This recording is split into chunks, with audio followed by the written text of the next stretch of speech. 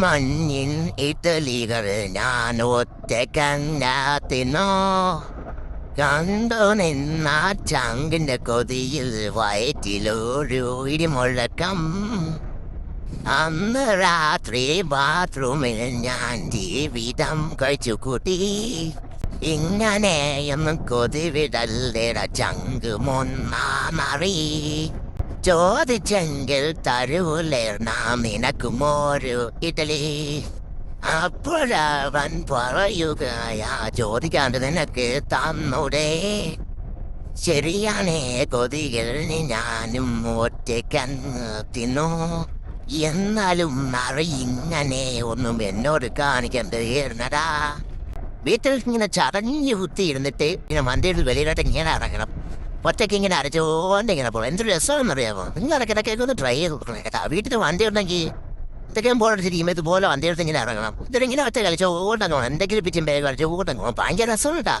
ഞാൻ എൻ്റെ സ്ട്രെസ് എല്ലാം റിലീഫ് ചെയ്യുന്നത് ഇങ്ങനെയാണ്. സത്യം പറയാമല്ലോ. വണ്ടി എടുത്ത് വൈകുന്നേരം ഇതുപോലെ അതിട്ട് മറന്ന ആൾക്കാരൊക്കെ ഒരു മസാലനെ കൊടുത്ത് അങ്ങനെ അങ്ങ് പോവും. അപ്പോഴത്തേക്കും എൻ്റെ പക്കത്തിൽ സ്വതന്ത്രം അങ്ങ് മാറും.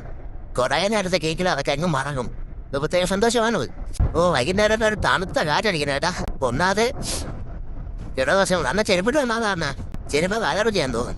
പിന്നെ ഡിസംബറായി വരുമല്ലേ, അതുകൊണ്ട് തണുപ്പാകും. രാത്രി ആകുമ്പോഴത്തേക്കും വൈകുന്നേരം ആയപ്പോൾ തന്നെ തണുപ്പ് തുടങ്ങി. ഇരുളിന്റെ മറവിൽ നടക്കാനേ കഴിയില്ല. ഇരുളിന്റെ മറവിൽ നമുക്ക് നടക്കാനും കഴിയില്ല.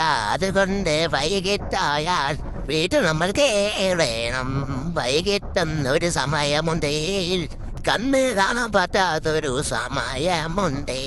നമ്മൾ വീടുകളിൽ തന്നെ ചേക്കേറണം. ഇങ്ങോട്ട് വന്നപ്പോഴത്തേക്കും എന്തൊക്കെയോ മഴ ചാറുന്ന പോലെ.